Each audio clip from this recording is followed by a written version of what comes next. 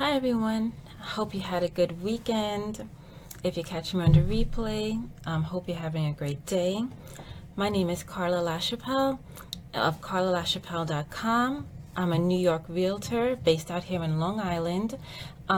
My territory, however, is Westchester County, and I also service New York City and Long Island as well. I've been a realtor for a few years and also a New York City teacher. So my approach to real estate is a little bit different in that it's more like teacherly and stuff. But one of the things that I love to do is I love helping people.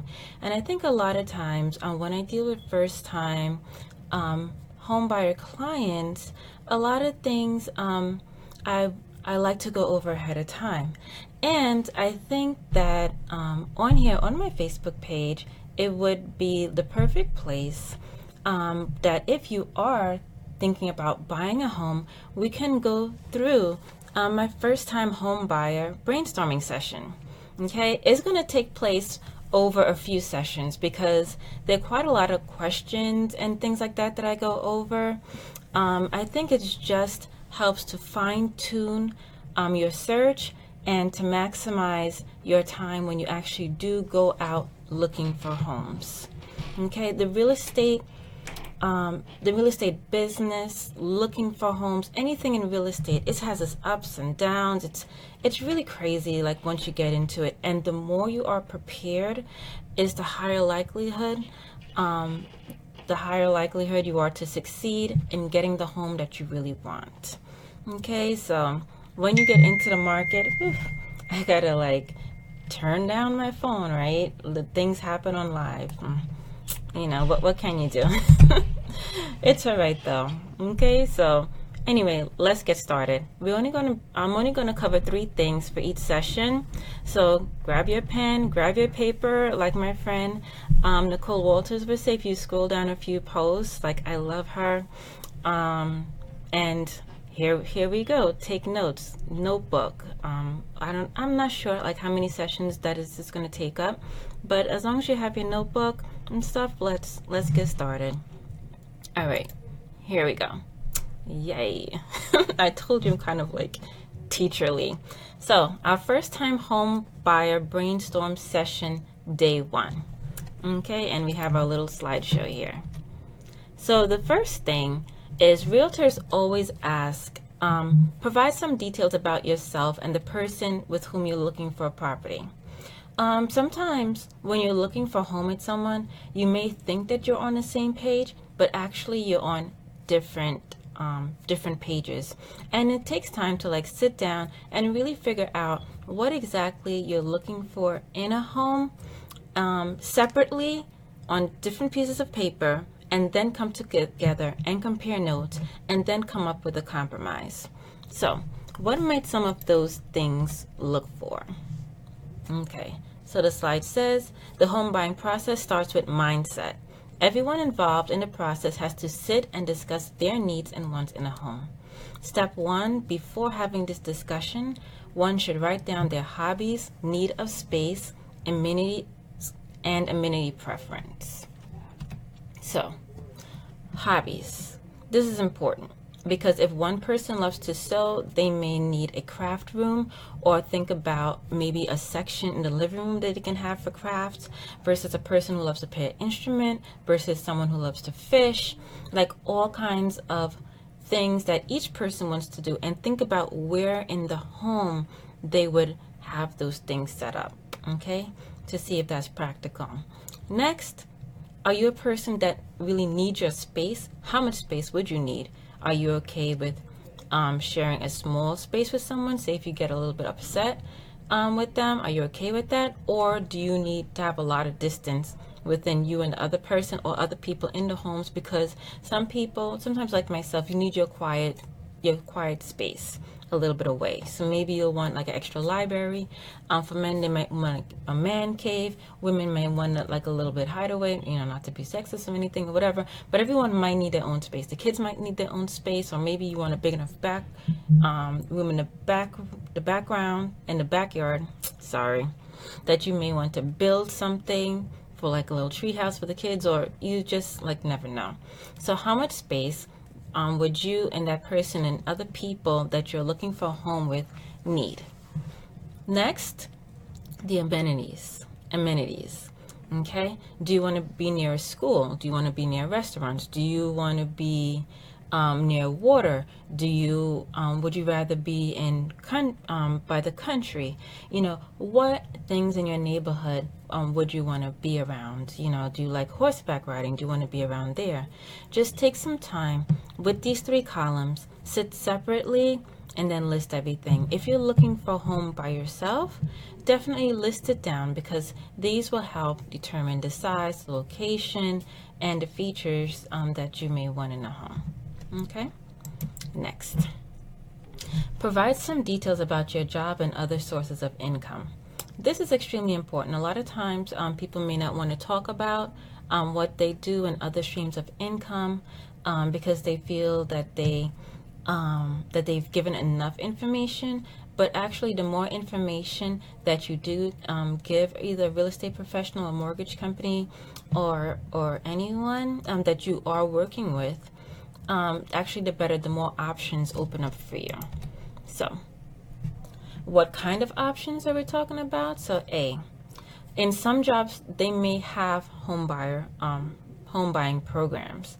So you should definitely, there's a typo in here. Oh, wow. So you should definitely check with your HR department to see if your benefits, if they have a home buying assistance program. There are some jobs that have employer sponsored, like income housing, employer sponsored housing, and stuff like that. Some employers do offer these kinds of things.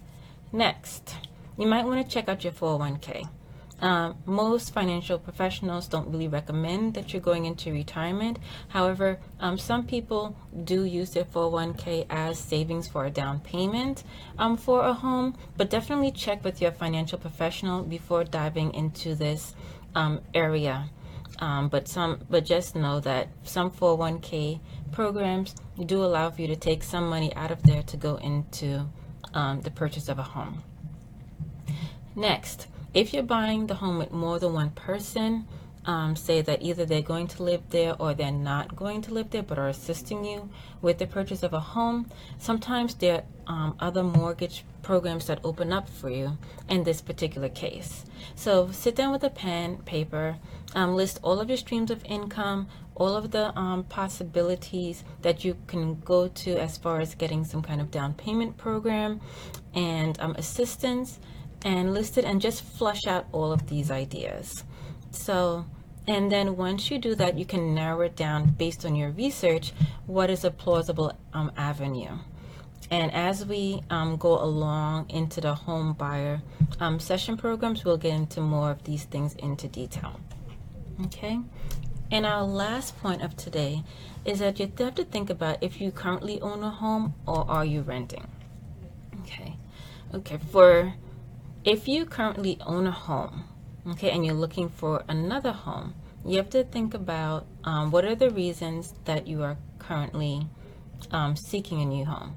Do you want to sell the home that you're in and purchase another home? Is there a particular reason why you're selling that current home? If it's due to a financial situation, have you spoken to your lender to see if there's a possibility of keeping the home and possibly using one as an investment and having 2 homes? I guess everyone has their particular reason of why they want to move, but also consider keeping that home as an investment, or having the second home as an investment and having 2 properties, because if you can manage it, it's always better to have 2 than 1. You just never know. Well, it depends on everyone's situation, if they're upsizing, downsizing, whatever it is. But just explore all of your possibilities that are there. If you're renting, okay, have you looked into the first-time homebuyer programs that are in your area?